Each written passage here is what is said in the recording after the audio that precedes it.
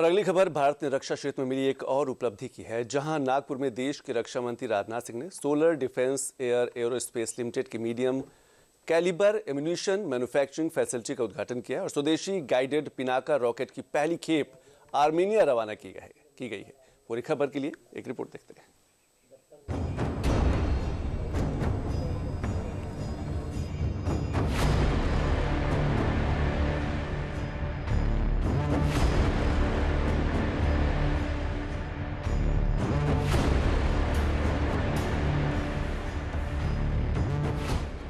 ये तस्वीरें नागपुर की धरती से मिले भारत की रक्षा ताकत के नए बूस्टर की हैं।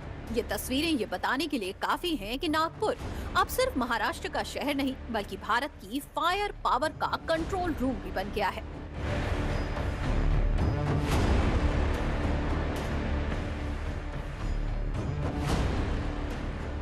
दरअसल रविवार को देश की रक्षा क्षमता को आत्मनिर्भरता की नई ऊंचाइयों तक ले जाने की दिशा में एक और निर्णायक कदम नागपुर से देखने को मिला, जहां देश के रक्षा मंत्री राजनाथ सिंह ने Solar Defence and Aerospace Limited के medium calibre ammunition manufacturing facility का उद्घाटन किया।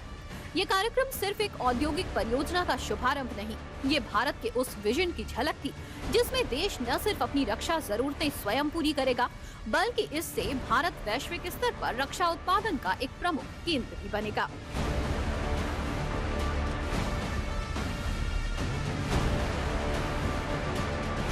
रक्षा मंत्री ने Solar Defence and Aerospace Limited के प्लांट से गाइडेड पिनाका रॉकेट सिस्टम को हरी झंडी दिखाई। ये फैक्ट्री पूरी तरह ऑटोमेटेड है, जहां 30 मिलीमीटर गोला बारूद बनाया जाएगा, जिसका इस्तेमाल भारतीय सेना और नौसेना करती है। इसी प्लांट से गाइडेड पिनाका का पहला एक्सपोर्ट आर्मेनिया को किया गया। आर्मेनिया अकेले नहीं है, कुछ और देश भी भारत से ऐसे ही वेपन और एम्यूनिशन खरीदना चाहते हैं। भारत के रक्षा क्षेत्र के लिए ये बड़ी बात इसलिए भी है कि जो गाइडेड पिनाका रॉकेट आर्मेनिया गए हैं उसे निजी क्षेत्र की कंपनी ने बनाया है। सरकार भी यही चाहती है कि आगे से इसी तरह निजी क्षेत्र की कंपनियां सरकारी कंपनियों से कदम मिलाकर चलें। आत्मनिर्भर भारत की सोच को केंद्र में रखते हुए रक्षा मंत्री ने ये भी स्पष्ट किया कि सरकार गोला बारूद निर्माण में आत्मनिर्भरता को सर्वोच्च प्राथमिकता दे रही है। साथियों, अगर मैं एम्यूनिशन के क्षेत्र की बात करूं तो एक ऐसा क्षेत्र है जिसकी कमी हम सब लंबे समय से महसूस कर रहे हैं और मुझे आज भी वह समय याद है जब एम्यूनिशन की कमी हमारे कई तैयारियों को प्रभावित कर देती थी। हमारे पास प्लेटफॉर्म्स थे, हमारे पास इक्विपमेंट्स थे, लेकिन अगर एम्यूनिशन की कमी हो तो उन इक्विपमेंट का उपयोग जितना होना चाहिए नहीं हो पाता था, माने उसका उपयोग ये नहीं हो पाता था, माने उसका उपयोग सीमित रह जाता था। जितने भी आधुनिक इक्विपमेंट्स हमारे पास क्यों न हो, एम्यूनिशन की कमी उनके प्रभाव को सीमित कर देती है और यह एक ऐसी कमजोरी थी जिसे कई बार हम लोगों ने झेला भी है। और एक बहुत ही रिच और जिसको कहें बहुत समृद्ध और सक्षम राष्ट्र के लिए यह स्थिति किसी भी सूरत में स्वीकार्य नहीं हो सकती है। इसलिए हमारा निरंतर प्रयास रहा है कि इस क्षेत्र में, डिफेंस सेक्टर में आत्मनिर्भरता लाई जाए और हमारे प्रधानमंत्री का भी बार बार इस दृष्टि से आग्रह भी रहता है। देखता हूं कि एम्यूनिशन प्रोडक्शन में हम धीरे धीरे लेकिन मजबूती से आगे बढ़ रहे हैं, तो यह भरोसा स्वाभाविक रूप से और गहरा हो जाता है। यह प्रयास अब हमारा जमीन पर उतर चुका है और उतर ही नहीं चुका है, जमीन पर अब दिखाई दे रहा है। मैं आप लोगों के बारे में कहना चाहूंगा कि आप लोग न केवल तेजी से आगे बढ़ रहे हैं बल्कि गुणवत्ता यानी क्वालिटी और विश्वसनीयता यानी क्रेडिबिलिटी के साथ आप आगे बढ़ रहे हैं, इसलिए मैं आपको बधाई देता हूं। नागपुर की इस फैक्ट्री के साथ ही भारत ने दुनिया को ये भी साफ संदेश दे दिया है कि अब देश हथियार मंगाता नहीं बल्कि हथियारों की शर्तें तय करता है। उद्घाटन के दौरान राजनाथ सिंह ने पिनाका रॉकेट निर्माण इकाई का भी दौरा किया और आर्मेनिया के लिए गाइडेड पिनाका रॉकेट्स की पहली खेप को हरी झंडी दिखाकर रवाना किया। इस दौरान रक्षा मंत्री राजनाथ सिंह ने दुनिया भर में चल रहे युद्ध के संघर्षों के बारे में बताते हुए ऑपरेशन सिंदूर का भी जिक्र किया। साथियों, जो मैं कह रहा हूं वह आज वैश्विक स्तर पर भी खास महत्व रखता है और आज अगर हम चारों ओर नजर डालें तो तरह तरह के युद्ध दिखाई हमको देते हैं।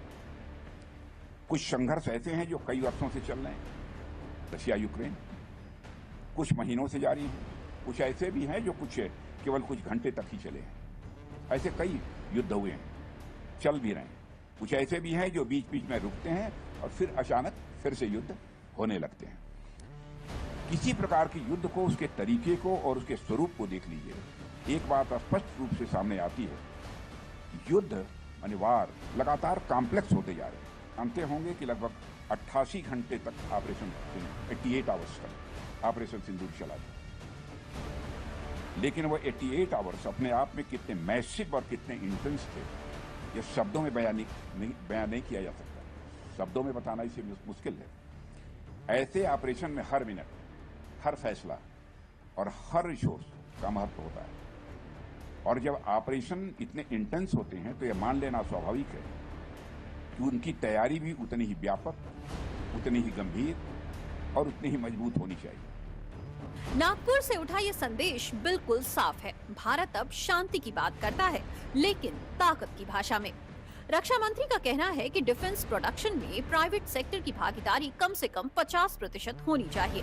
खासकर इस क्षेत्र ने रिसर्च एंड डेवलपमेंट में जो परफॉर्मेंस दिखाई है, उससे सरकार की उम्मीद काफी जग गई है। और आइए अब गाइडेड पिनाका रॉकेट्स के बारे में भी तफसील से समझते हैं। पिनाका रॉकेट सिस्टम एक स्वदेशी mobile multi barrel rocket launcher है, जिसे DRDO ने विकसित किया है। 44 सेकंड में इसके जरिए 12 रॉकेट दागे जा सकते हैं, जिसकी रेंज 40 किलोमीटर से 120 किलोमीटर तक है। इसकी रेंज 120 किलोमीटर से बढ़ाई भी जा सकती है। इसके गाइडेड वर्जन का मतलब है कि यह सटीक हमलों में भी सक्षम है।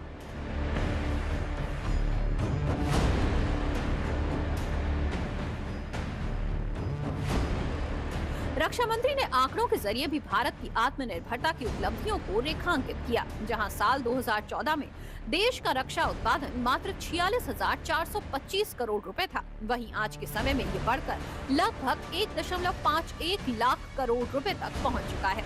30 मिलीमीटर गोला बारूद के निर्माण से लेकर गाइडेड पिनाका के आर्मेनिया को एक्सपोर्ट तक, ये फैक्ट्री मेक इन इंडिया को जमीन पर उतारने के साथ साथ दुश्मनों को ये भी बता रही है कि भारत की मारक क्षमता अब देश के भीतर बनती है और दुनिया तक पहुंच जाती है।